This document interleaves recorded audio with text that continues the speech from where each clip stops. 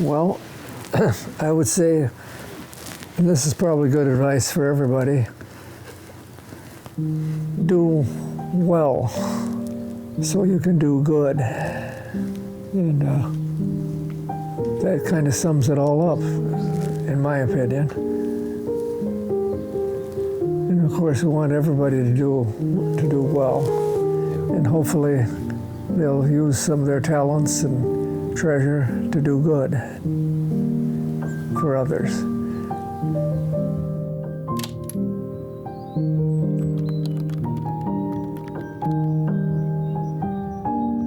My name is Daniel Leo McCullough, and I was born at 4 a.m. on Monday, April 24th, 1939.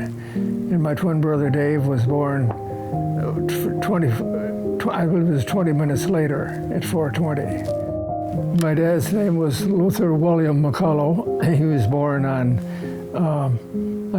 January 7th, that's right, 1890.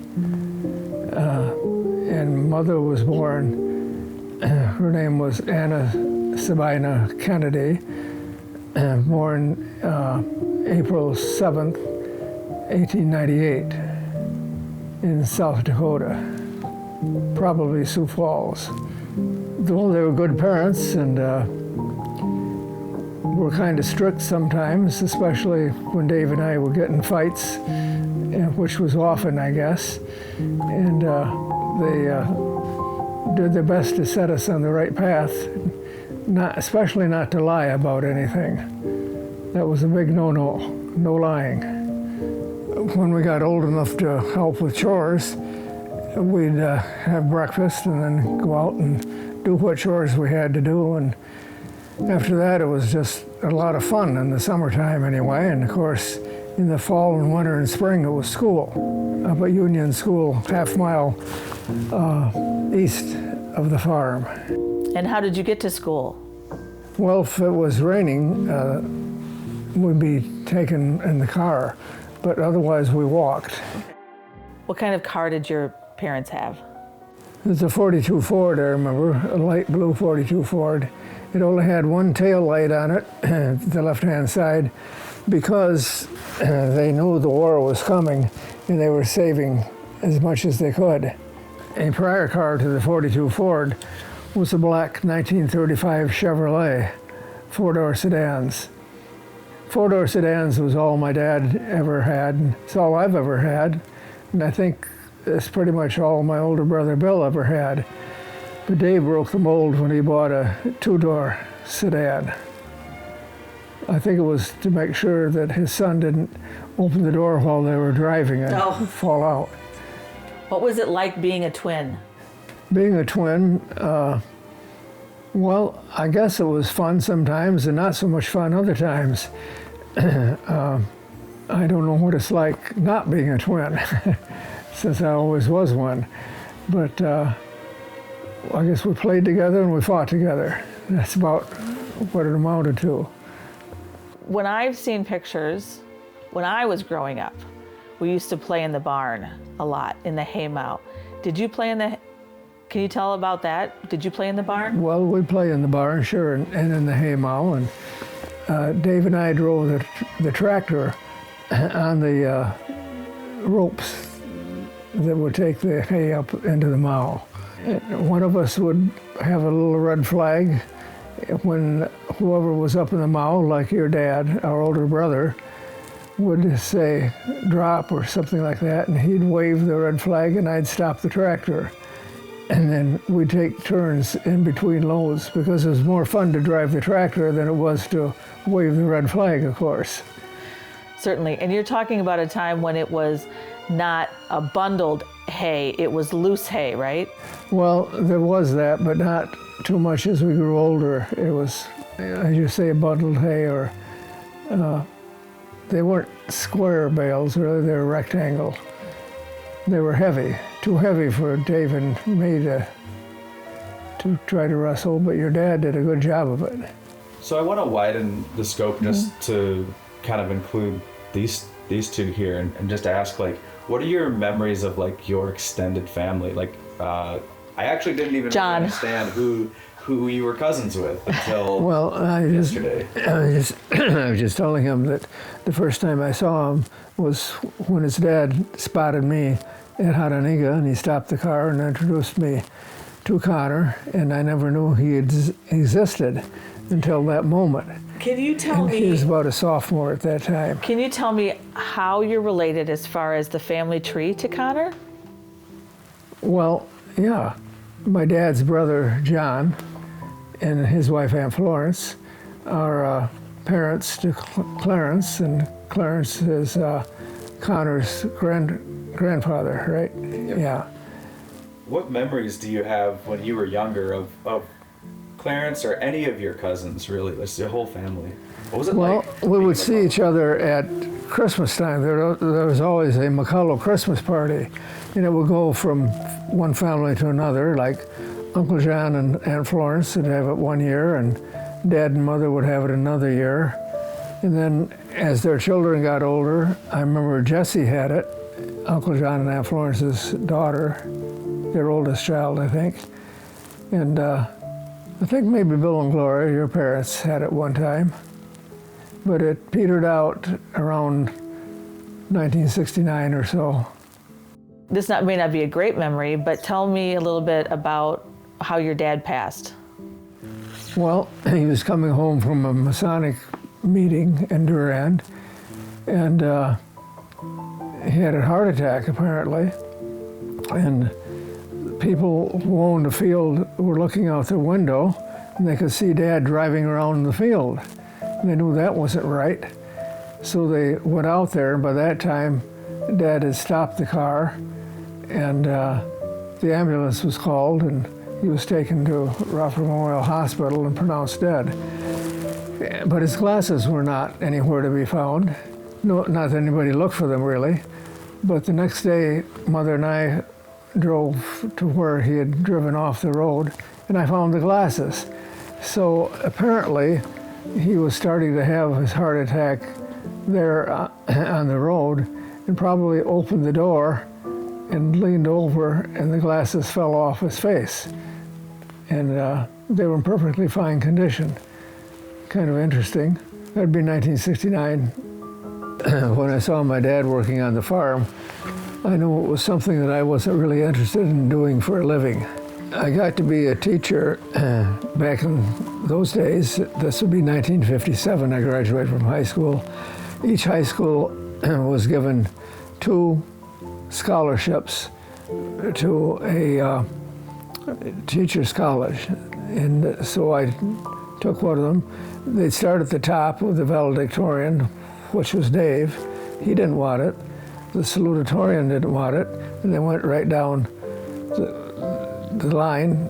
And finally I was number 8, and I took it.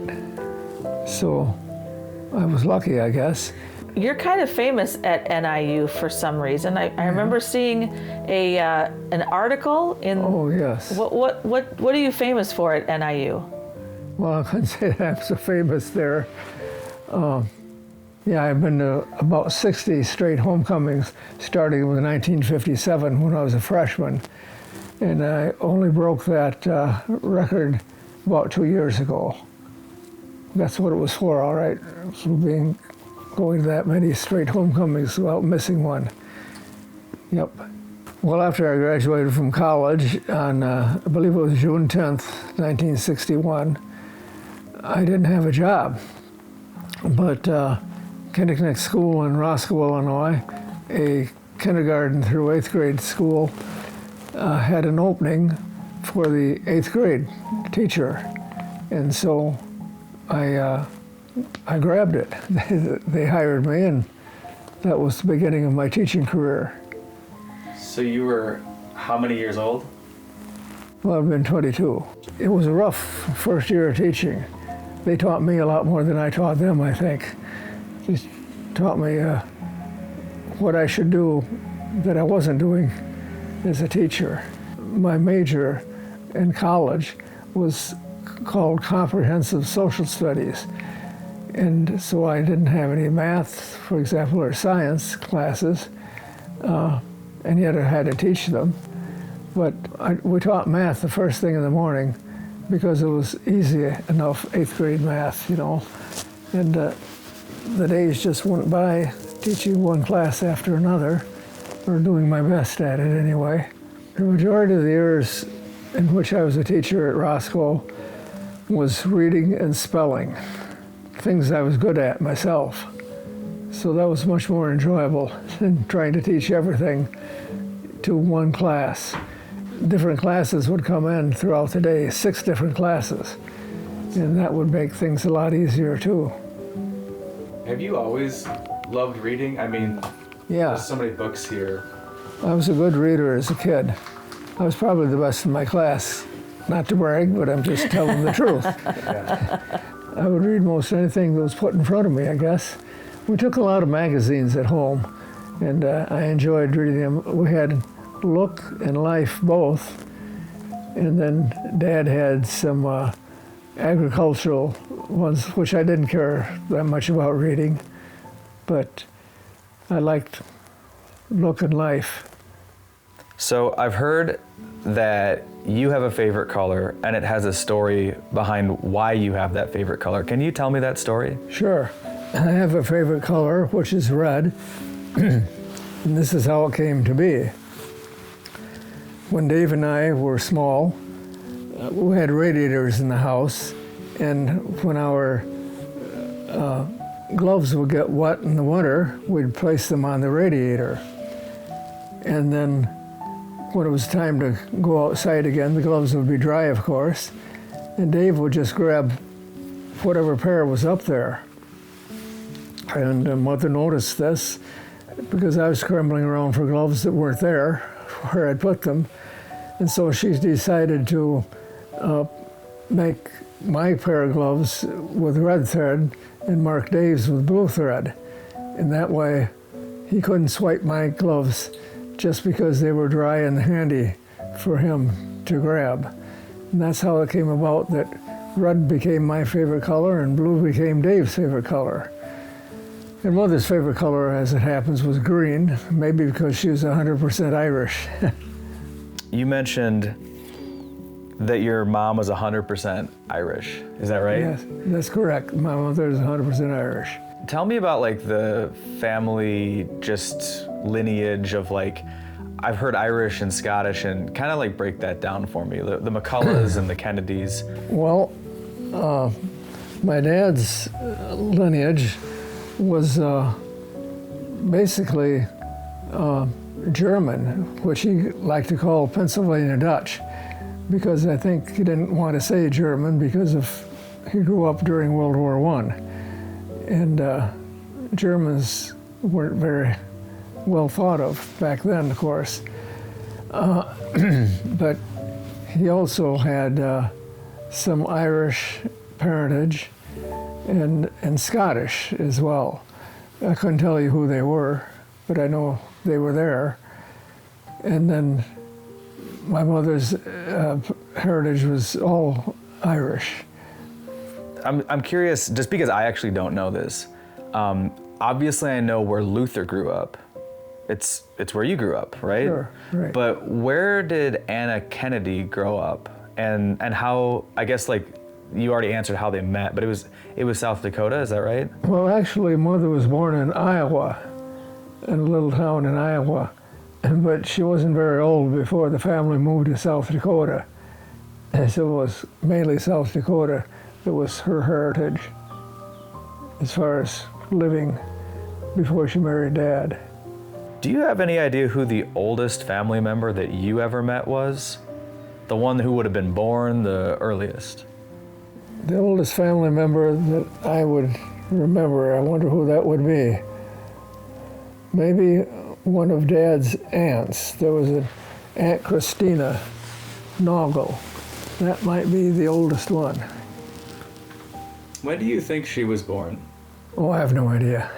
She was much older than your father? Yes, I would say Aunt Christina was older than my dad. So you talked about Christmas, and that's a cool time that everyone gets to get together.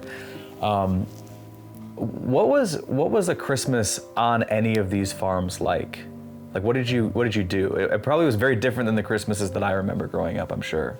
McCullough family Christmases were all pretty much alike, except they were at different places, of course. There'd be the big supper, and then opening the presents. Those would be the two main items of the night, and just a lot of conversation. That was about it. The family reunions would be in the summertime, and old places like one of the county forest preserves, especially the Sugar River Forest Preserve around, well, it's in the Rockton area. A family reunion like at Sugar River Forest Preserve will be, as you suggested, eat and talk. And they were kind of interesting. I remember I had to leave one early to go to the 50th anniversary of one of our teachers at Kenneconnect School.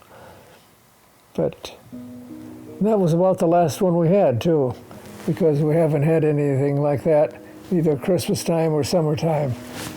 So family reunions are a thing of the past, I'm afraid.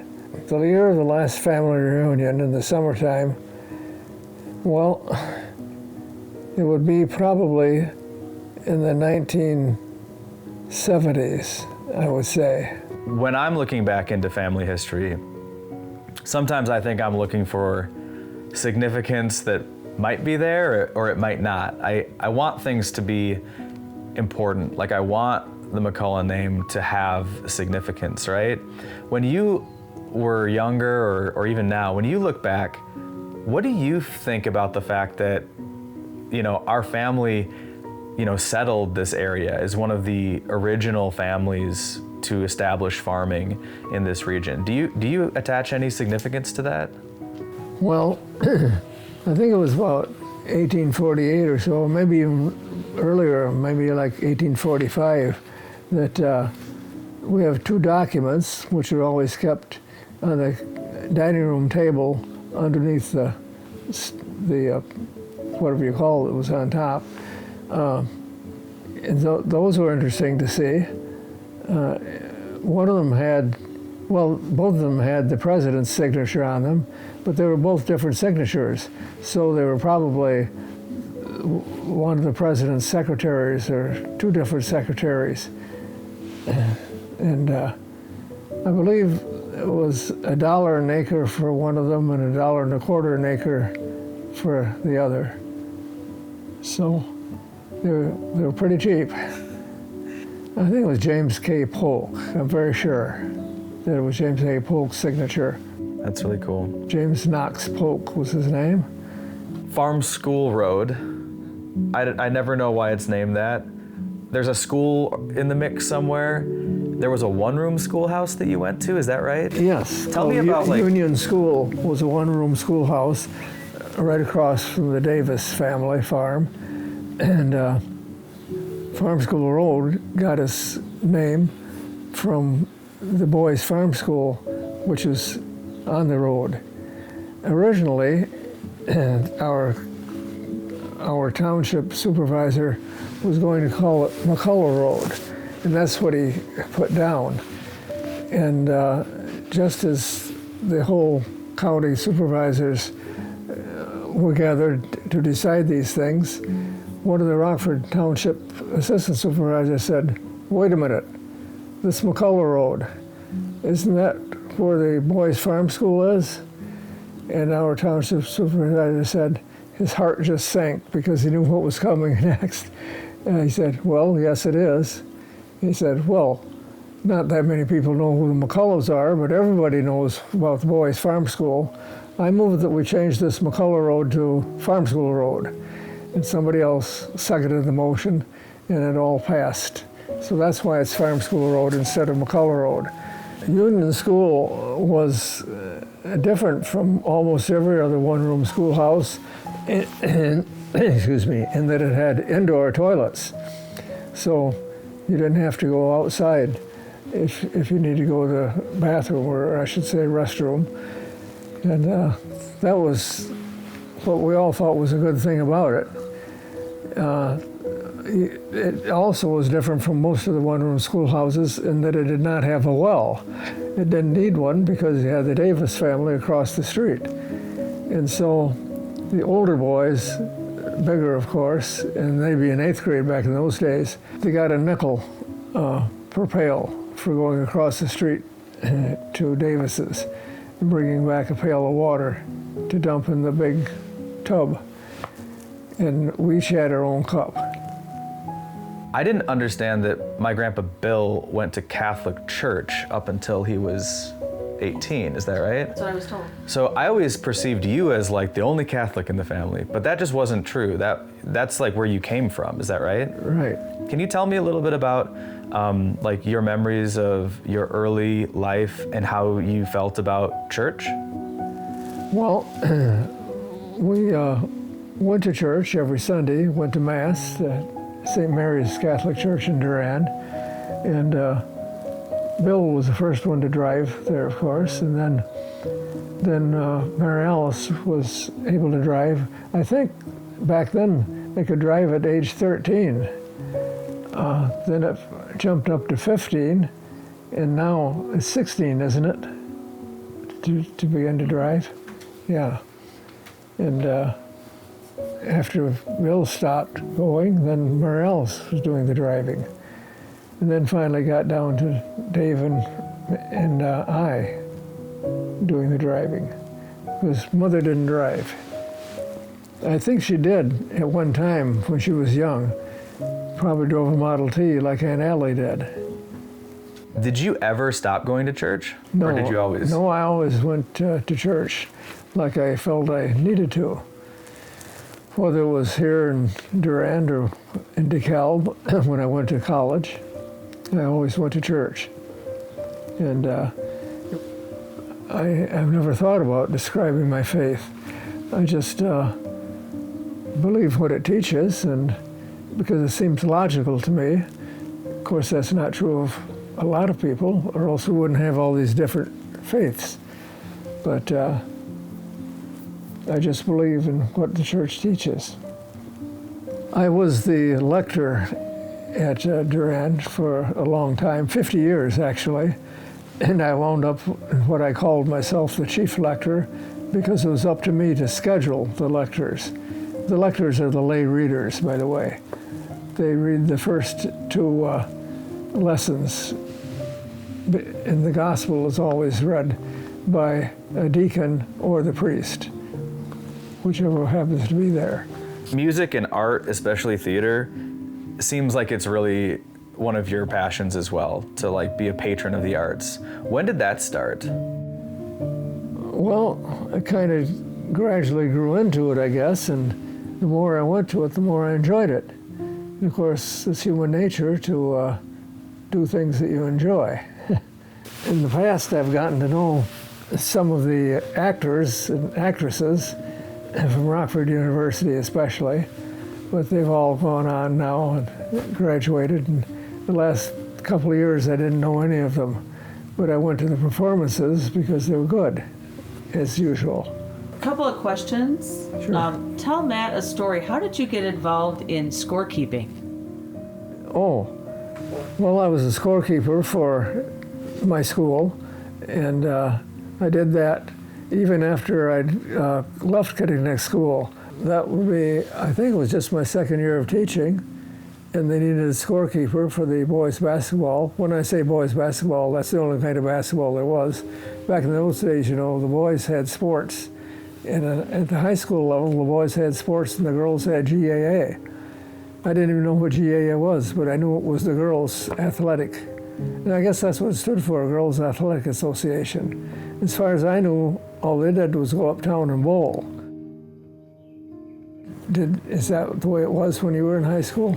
No, the girls had some sports when I was in high school, and then more after I got out. But did you get some kind of an award for being a scorekeeper? Yes, they're up there on the wall.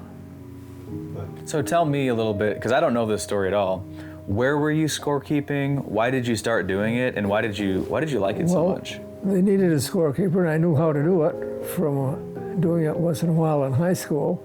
It's not that big a job, although things can get hairy sometimes when you got a foul and somebody's coming in and somebody else is going out, and they have to keep track of it all. So it's best to have a friend behind you or beside you to help.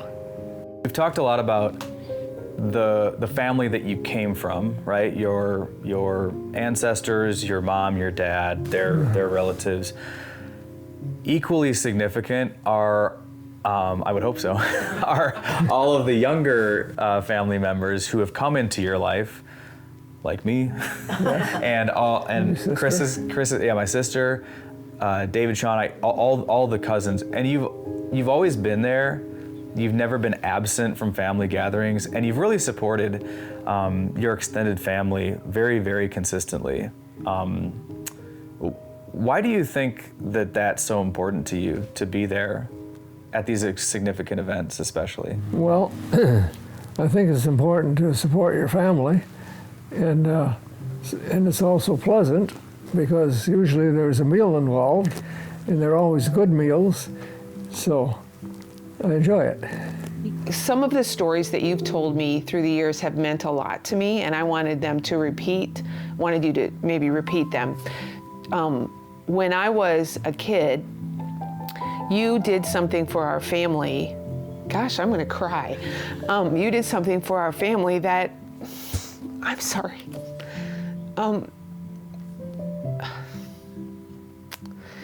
That was a surprise on Christmas Eve. Do you remember the big present that you brought to us one time? And I'm not sure, maybe the early 70s? And you just showed up on Christmas Eve with this really big present. Do you remember what it was, or do I need to tell you? Well, it sounds like it might have been a color TV, was it? It was. Okay. What made you decide to buy that for us? Well, I thought you needed it, so I bought the color TV because somehow I just knew that you could use it, and that your family would like it. We had that for a long time. Yes, we did love that. It was a. I actually don't remember that, but I remember the one I bought for Mother and Dad and me, and it was on their wedding anniversary. So I said, "Happy anniversary and Merry Christmas," all in one. And that was, I think, probably our first color TV set. But the one I gave you would not have been your first, I don't think. Was it? My limited memory, Lisa's better at this, but I would say yes, it was our first one. Oh, okay. And it was a nice big console one with all, compared to what we have now, it's, wasn't, but it meant so much. Anyway, well, there was a time when I was 16, you wanted to get me something for my 16th birthday, and you had been to the house recently and you realized that our bathroom needed something, and you bought a powder blue toilet seat for me for my 16th birthday. And I thought, that was an interesting... What kind of a gift is this? Yeah. But then you know what, you also bought me a battery for my car because I had to get it jumped a couple times, and you knew that I was headed back to college, so you made sure that I had a brand new battery for my car. I don't remember that at all. And I got it done. Tom Dolan put it in. That's where I was. You told me go up to Dolan's and he'll put it in for you. So Connor's 24 right now. That's a little bit younger than you are, right? That's a little bit younger than you are. Oh, yeah, quite a bit. So I think that you were a teacher when you were 24, right? Yes. But I think that because our generations are different, maybe like in college, right? Like when you had all that relative freedom, I would assume, right? Just what was it like being a college student? No cell phones, no internet.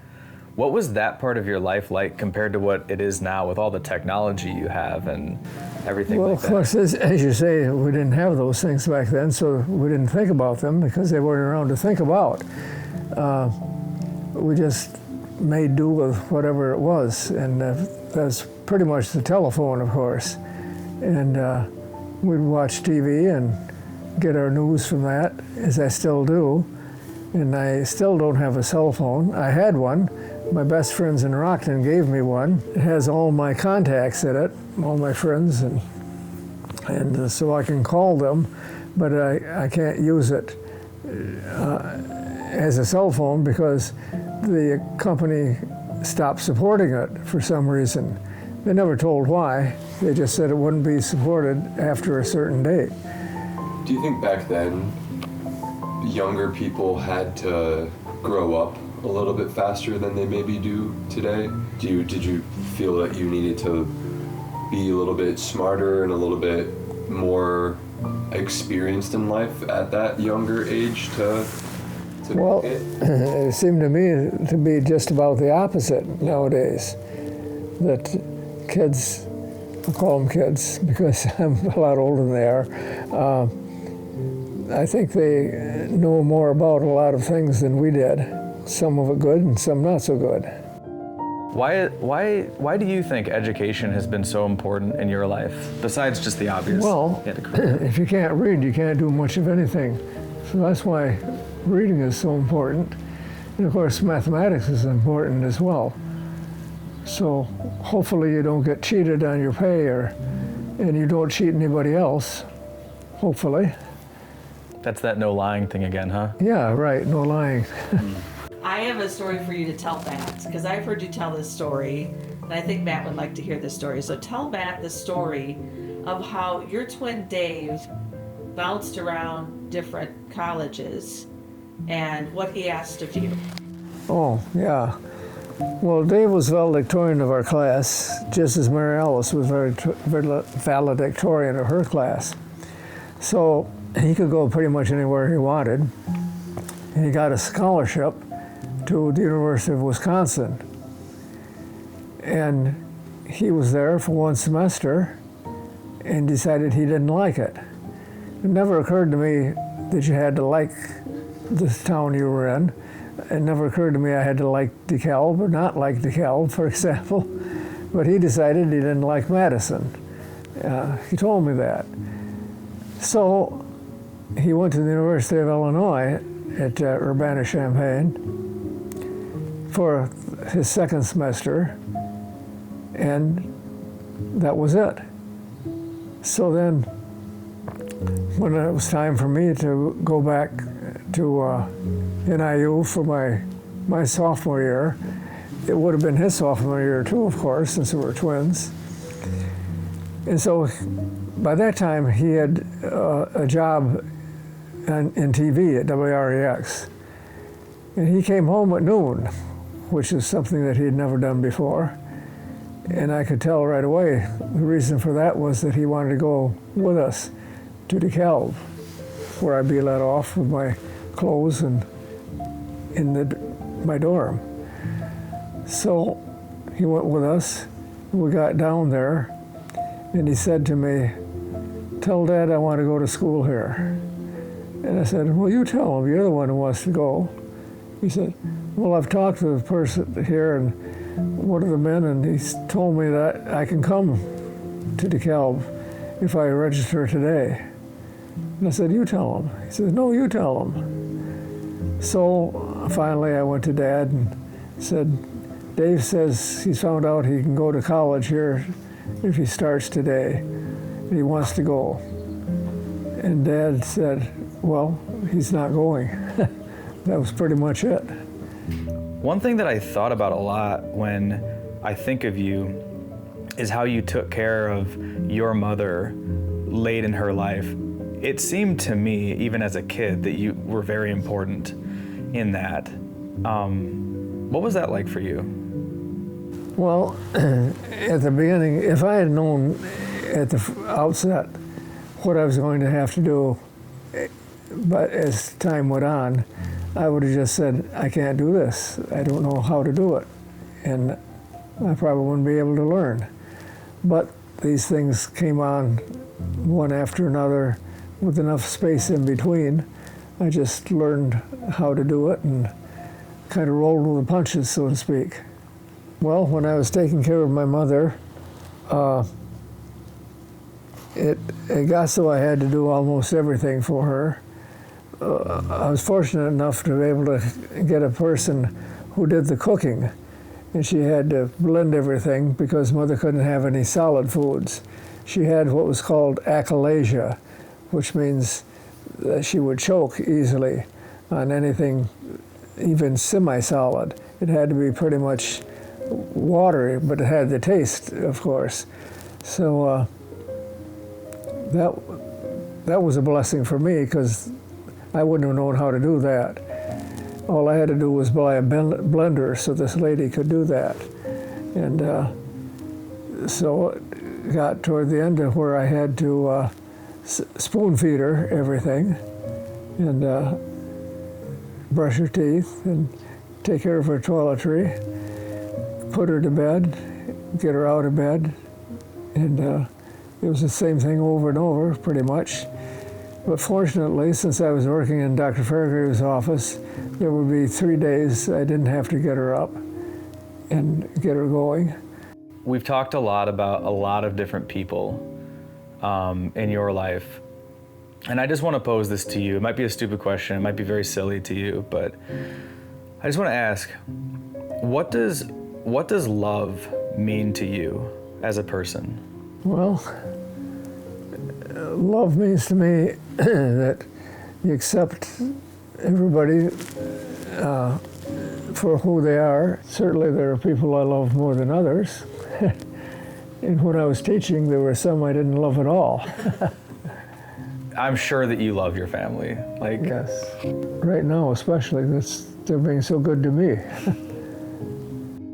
What are you most looking forward to right now? Getting healed up. I would like to be healed, and I hope that's going to happen.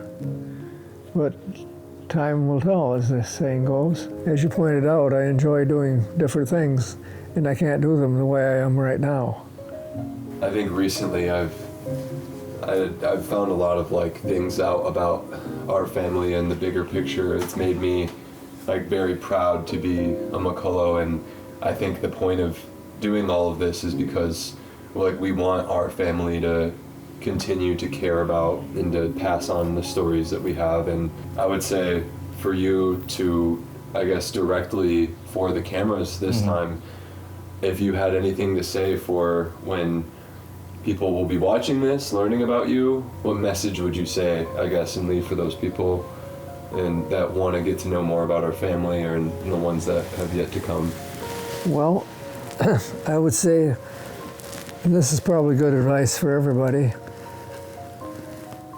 do well so you can do good. And that kind of sums it all up, in my opinion. And of course, we want everybody to do well. And hopefully they'll use some of their talents and treasure to do good for others. To be a McCullough means to me to be a member of a family that's kind of watches out for each other, which is what I'm experiencing right now with my problems. And I don't know what else I can say about it than that. What would you say for yourself? I say there's never been a point where I've ever been scared to do something if the net outcome of that risk is greater than anything I could ever imagined. So I think to be a McCullough is to take risks and to fight for what you want to do in life. To me, as long as you have a good story to tell at the end of it all, that's what it means for me to be a McCullough, is for the story you tell. Did you ever consider leaving this area? Did you ever think about going somewhere else? No, I never thought about leaving this area. I just was happy to be here, and that's about it. My twin brother, of course, as you know, got out of town as fast as he could, pretty much. And that's what he wanted, and that's what he did. And I've done what I wanted to do, which is stick around, pretty much. It's getting to be quite a few years now that I've been retired. I like being retired. I get up when I please. Once I'm up, I do as I please. and then I go to bed when I please. And then the next day I repeat the process. Well, when I think about my years in Durand, which so far have been around 21 or so, it's been pleasant. I have the best next door neighbors anybody could possibly have. They mow my lawn in the spring, summer, and fall, and they take care of the snow in the winter. And anything else that I need, they're there to help and do. And so I'm very fortunate in that aspect or respect. It's handier to go to church since it's only a mile away or so.